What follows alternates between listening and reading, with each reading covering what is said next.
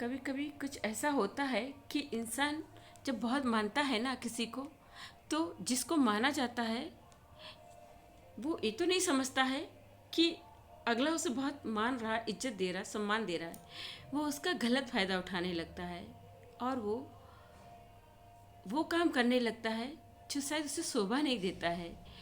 कहो अगर वो बूढ़ा बुजुर्ग भी है या काफ़ी बड़ा है, मगर सोचो वो अपने बच्चे की ज़िंदगी में जहर घोल रहा है और वो अपनी अच्छी खासी बहू को बदनाम करने के लिए अपने बेटे के सामने इसलिए रोती है, नाटक करती है, ताकि उसका बेटा उसको प्रताड़ित करे, यानी मारे और पीटे। और वो ऐसा ही करती रहती थी, ऐसा ही। कुछ समय ऐसा होता है कि धीरे धीरे उसके बेटे को ये लगने लगता है कि उसकी माँ ही गलत है। ये तो हर समय नाटक करती है रोने का। आज तो उसने कुछ भी नहीं किया, मेरे सामने ही था।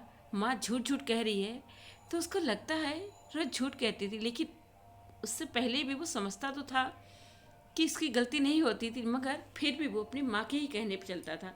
पर पता नहीं, कहते ना, बुद्धि सद्बुद्धि कब बदल जाए इंसान को कुछ पता नहीं चलता है।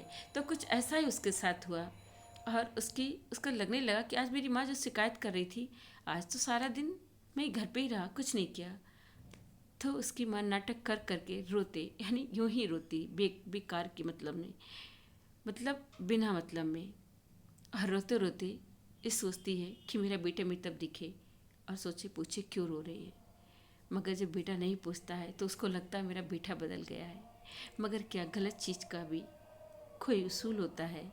उसी पर एक मैंने कविता लिखी है। मैंने एक बात समझी है कि रुलाने वाला जब रुलाता है ना, तो किसी